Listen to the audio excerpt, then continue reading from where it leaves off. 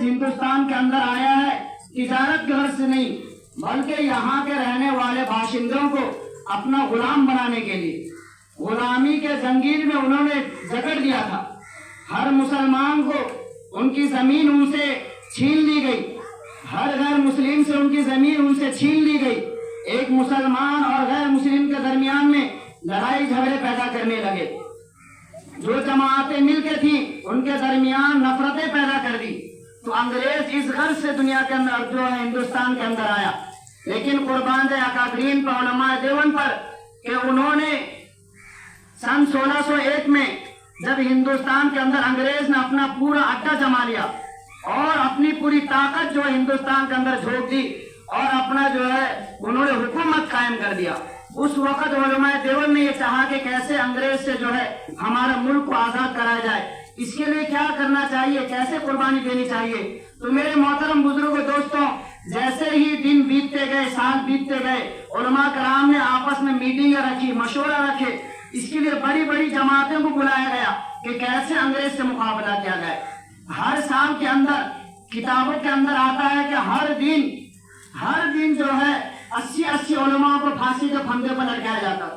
किताबों के अंदर आता है कि दिल्ली के चांदनी चौक से लेकर खैबर तक कोई ऐसा दरख्त नहीं था जिस पर उलमा कराम के गर्दन को ना लटकाया गया। आज हमसे कहते हैं कि वतन हमारा है, तुम्हारा नहीं।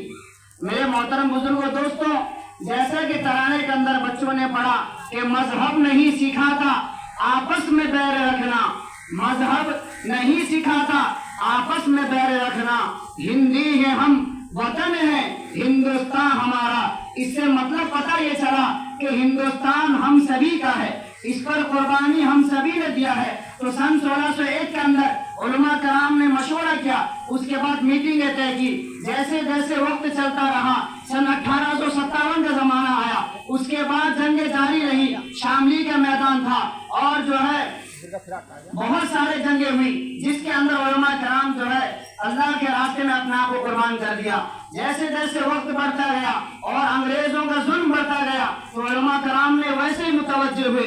तो हिंदुस्तान के सबसे बड़े शेखुल हदीस हजरत मौलाना शाह वलीउल्लाह मुहद्दिस दहलवी रहमतुल्लाहि अलैह ने, उनके साहिबजादे शाह अब्दुल अजीज दहलवी रहमतुल्लाहि अलैह ने, उन्होंने अंग्रेज के खिलाफ सबसे पहला फतवा जारी किया और ये ऐलान किया कि आज से अंग्रेज के खिलाफ जंग करना, आज से अंग्रेज के साथ जंग करना हमको जो है फर्ज हो चुका है।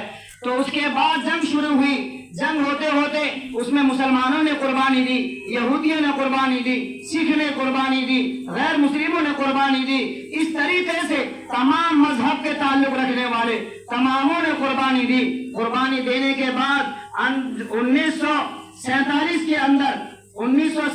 के अंदर जो है हमारा मुल्क हिंदुस्तान आजाद हुआ। बल्कि यूं ही नहीं, 1947 के अंदर हिंदुस्तान आजाद हुआ और उसके बाद 1950 के अंदर जो है कायदे कानून जो हिंदुस्तान के अंदर लागू हुए।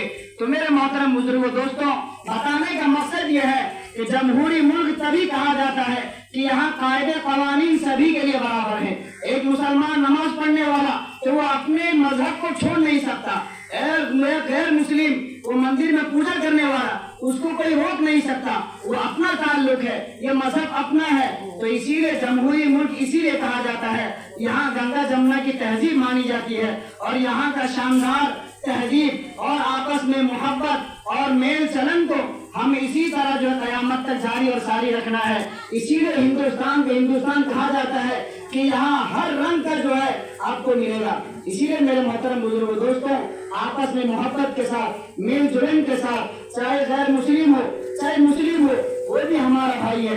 अभी हमें जो है आपस में गले लग के चलना है, तभी हिंदुस्तान तरक्की करेगा, तब जब हम आपस में मोहब्बत के साथ रहेंगे। तो इंशाअल्लाह मैं उम्मीद करूंगा कि आपस में मोहब्बत के साथ जो है इत्तेहाद इत्तेफाक को बरकरार रखते हुए, नफरतों को खत्म करते हुए हमें आगे चलना है। हिंदुस्तान जिंदाबाद, जय हिंद, जय भारत, जय हिंदुस्तान।